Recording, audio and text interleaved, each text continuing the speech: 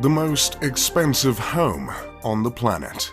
In the inner city of Mumbai, India, not far from the poverty-stricken slums, on the renowned Altamont Road, stands Antilia, the most expensive home ever created. This home ascends 27 stories, stretching 568 feet high, granting the massive structure with prime views of the Arabian Sea. In technical terms, the home is the second most expensive residential property in the world, considering Buckingham Palace is worth around $5 billion. However, Buckingham Palace is considered a crown property, whereas Antilia is a private residence. And the most expensive private residential property at that, with some pricing estimates as high as $2 billion. Even still, any list in which a residence is preceded by Buckingham Palace pretty much guarantees that place is going to be over-the-top luxurious and is likely a house I'd love to move into. In this video, I'll take you on a virtual, informative tour of this ostentatious estate while engaging all of 2 of your senses. In this massive home, there are several ceilings that are double or triple heighted, so the 27-floored skyscraper looks more like a 50 or 60-floored building. Can you imagine only being as tall as an ordinary 27-floor building? Laughable. On some of the lower floors, there is a multi-level car lot that can hold 168 vehicles, including Mukesh's precious RS5 Crore Maybach, a car for very important people. Somewhere in that car lot is also a car service station. But if cars aren't your style, don't worry. The home also has 3 helipads placed on the roof. Few things say billionaire like more than one helipad on the roof. Both the private car lot and helipads are violations of residential bylaws in Mumbai, but from what we can tell, no one has forced the billionaire's hand to make any changes. Above the car lot, you'll find an extravagant lobby composed of 9 elevators. Further up is a 2-story recreation center with a lap pool, a gym, a juice bar, a dance studio, and a yoga studio. Floors like these are how Jeff Bezos transformed his I sell books body to his I sell what I want physique. As you continue to ascend, you will eventually run into a spa and a ballroom. The ballroom is adorned with multiple crystal chandeliers that cover 80% of the ceiling, leaving a shameful 20% exposed and unadorned.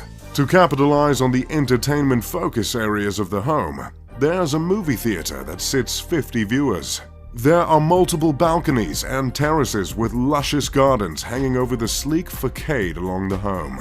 The vegetation attached to the sides of the building are meant to absorb sunlight in order to keep the interior as cool as possible. Hopefully that touch can put a dent in what must be a monstrous electricity bill. As if all this luxury wasn't enough of an escape from the hot, busy streets of Mumbai, the home comes fitted with an ice room equipped with a snow generator, meant to mimic a winter wonderland, a creative addition rivaled only by the likes of Willy Wonka. The immaculate structure was designed by architects Perkins & Will out of Chicago, and the interior design was overseen by an Australian company called Lighton Holdings. While the 400,000 square foot building is home to just 6, it's also meant to make room for a staff of 600 cooks, cleaners, and security personnel. So that makes the size of the mansion less excessive, right?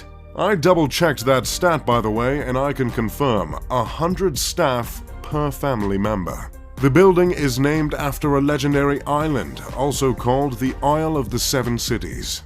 The tale of this island originates from an old Liberian legend in which bishops fleeing from the Muslim conquest of Hispania escaped to an island and created 7 settlements there. There's not much else on that fun fact, and no one seems to know why the owners of the home took to that fabled island. But that's the thing with being a billionaire. No one questions your decisions. Considering the unique shape of the skyscraper and the fact that its construction cost not 6, not 7, not 8, but 10 figures, it'd be a fair assumption to presume the design of the home is symbolic, or at least, on purpose. And that assumption would be correct. This incredible structure was meticulously crafted with Hindi influence and generously laced with religious symbolism. Within the 27 stories, there are 6 sections of the home that are meant to reflect earth, water, fire, air, sound, and light. These elements were placed from bottom to top as to mimic not Nickelodeon's Avatar: The Last Airbender, but the ascension to enlightenment. Throughout the mansion there are 2 recurring motifs: the sun and the lotus. These symbols are meant to represent rebirth. The materials used to stand for these themes include marble, crystal, and none other than mother of pearl. There is a temple in the home in which the family of 6 goes to pray regularly. There are many statues of Hindu deities throughout the home, including the Hindu god Ganesh, revered as the remover of obstacles, and Shiva, the Hindu deity who destroys to make way for new creation. Along with religious themes and the motifs of lotus and sun, the house is said to have been inspired by the Atlantic Ocean. The owner of the $2 billion home is Mukesh Ambani, a petroleum titan, chairman of Reliance Industries and, surprise surprise, the richest man in India.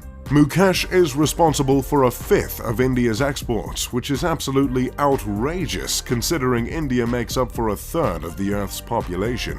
Mukesh's father created a business that turned into the world's biggest producer of polyester fibers and yarns. Mukesh multiplied his inheritance many times over to become one of the richest men in all of Asia. For years, Mukesh was a member of the top 10 richest people in the world. And during one surge in India's stock market in 2007, he was believed to be the richest man on the planet. But as of recently, he sits comfortably at the 20th spot. Mukesh is worth $40.1 billion and is 61 years old. Did someone ask for a list of the richest people on the planet? Okay, here it is. Number 1. Jeff Bezos, Amazon. Number 2. Bill Gates, Microsoft. Number 3. Warren Buffett, Berkshire Hathaway. Number 4. Bernard Arnault, Louis Vuitton. Number 5. Amancio Ortega, Zara. Number 6. Carlos Slim Helou and family. Number 7. Mark Zuckerberg, Facebook. Number 8. Larry Ellison, Oracle. Number 9. Larry Page, Alphabet, co-founder of Google. Number 10. Charles Koch, Koch Industries. Number 11. David Koch, you guessed it, Koch Industries. Number 12. Sergey Brin, Google. Number 13. Michael Bloomberg, Bloomberg. Number 14. Ma Huateng, Tencent Holdings. Number 15. Jim Walton, Walmart. Number 16.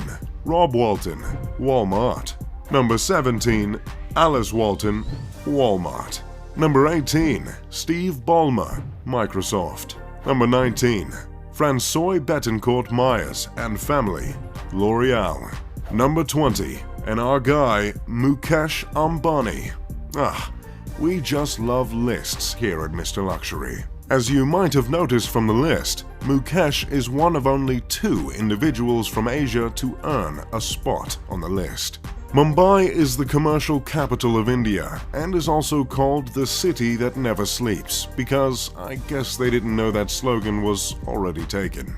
This city is also home to the entertainment industry in India, so it's commonly known as Bollywood, yet another thing they ripped from the United States. While the city is home to the world's most expensive house, it's unfortunately also home to the world's largest slum. The popular film Slumdog Millionaire was set in Mumbai. The public reception of the house's creation has been harsh at best. I believe offending neighbors comes standard when you're creating a home worth over $1 billion, but there is certainly warrant for any offense taken in this particular case, I must admit. While the house was built on the richest stripe of land in the city, it's hard to not notice the contrast in a city like Mumbai, with such depths of poverty just blocks away. Gyan Prakash told the New York Times in 2010 that the home is in a way reflective of how the rich are turning their faces away from the city. In Mumbai, 40% of children under the age of 5 are underweight. The gap between the rich and the poor is as stark and vast here as any other place in the world. Still, there are some that bring up the charitable acts of the Ambani family, which include the creation of a hospital, when discussing the moral responsibilities of the family, not to mention numbers of the philanthropic ventures, specifically by Nita Ambani, Mukesh's wife. Which is great and all, but no one is going to ignore the gargantuan mansion towering over the city, or any of Mukesh's indulgences other than the mansion. Years before the creation of Antilia, Mukesh bought his wife an Airbus for her birthday for $60 million. He had the passenger jumbo jet refitted with a living room, a bedroom, satellite TV, a sky bar, and a spa. Unlike most families worth billions, the Ambani family owns just the one home as opposed to the expected several around the globe. Initially, the family shared a house with Mukesh's mother and brothers. But after Mukesh's father passed away of a stroke, he decided to break the bank on the 400,000 square foot home. The children of Mukesh and Nita all studied at universities in the States.